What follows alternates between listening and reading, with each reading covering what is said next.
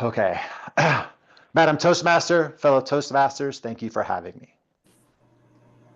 We were stunned when they took our baby out of the newborn delivery room. One minute, the nurse is there just doing all of the normal tests that you might do on a newborn. The next second, she picks her up, walks out, and says, I'm going to the NICU. We are freaked out. I had to face a decision. Do I follow the baby or do I stay with my wife who had just had an emergency C-section? She said, follow that baby. So I followed the baby. Man, that nurse was moving. I had to run to catch up because I didn't know where the NICU was. But I soon became familiar with every turn, every tile on the floor, and every flickering light in the hallway. But this is not a story of how my daughter came into the world. This is a story of how sometimes you can walk side by side on the same path with a complete stranger and end up at different destinations. The neonatal intensive care unit, the NICU, looks like a big baby viewing room that you might have seen in an old movie or TV show. There are 8 bassinets spread about the room with a bunch of high-tech medical equipment at the end of each one and a thin white curtain you can draw between each bassinet that just gives you this broken promise of privacy. Maxine was laid in bassinet number 3. I don't remember if any other babies were there that day, except for the one that was in number 4, right next to her. And I recognized it because the dad was there. I recognized him from the day before. We had spent time going between our delivery rooms and our waiting rooms, updating our families on the birthing process.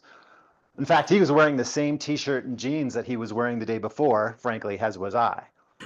We didn't say a word to each other during those times, and we weren't talking to each other now as we were both thrust into this new environment.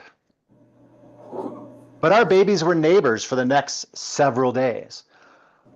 I must have gone back and forth into the NICU 10 times a day.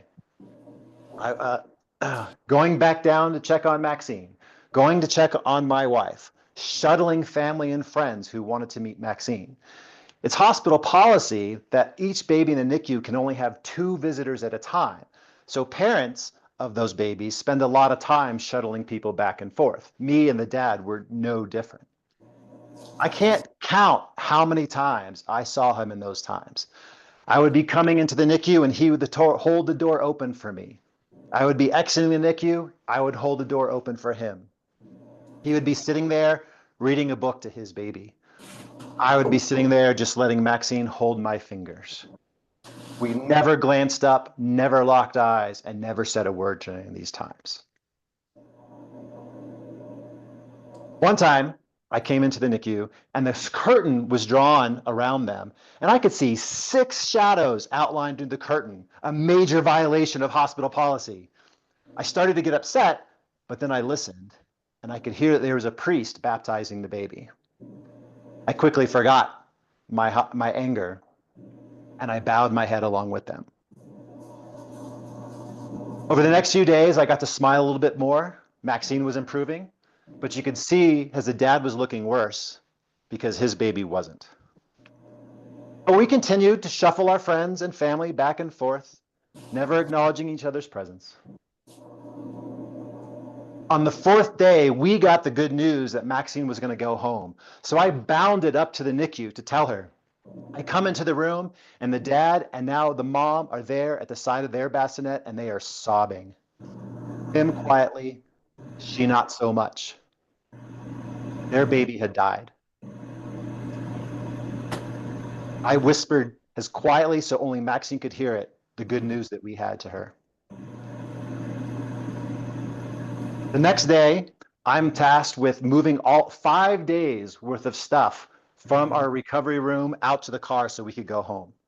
On my second to last trip, I'm carrying 2 boxes of diapers, my backpack of clothes, and a brand new car seat that had never been installed. I go to the elevator, I get on it, I press the parking garage button, the doors start to close, somebody says, hold it, I stop it because I'm not a monster. And the dad, and who I soon learn is his mother, get on. We are literally carrying the same things in our arms, evidence that we both planned on bringing a baby into this world and safely back home. We locked eyes for the very first time. Very much aware that we are on the same journey, the same path that ended in very different destinations. His in sadness, mine in joy. It was time to say something, but I couldn't think of a thing. Dude, I have no idea what to say to you. He just replied, just saying that is enough. And the dad that I've never met wraps his arms around me. I embraced him back, and we added some tears to our shared experience. We separated after a minute or so, and his mom says, how is your baby? Did you have a boy or a girl? And I say, thank you. She's good. Her name is Maxine. And then the mom adds tears to our experience. It turns out that Maxine was her mother's name, their lost baby's great grandmother's name.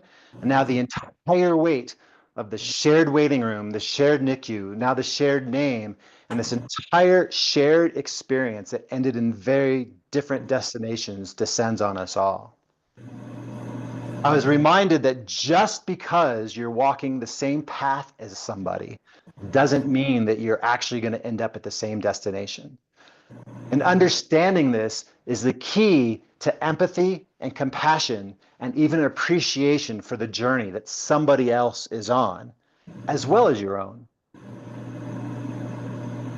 That elevator ride lasted less than a minute. The doors opened, they exited to the right, I exited to the left, and our paths diverged forever.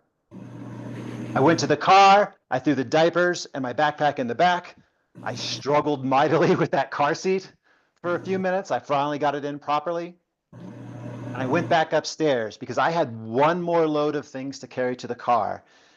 Now, even more aware and grateful that it included a beautiful, healthy baby girl.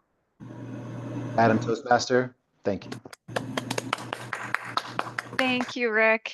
Wow.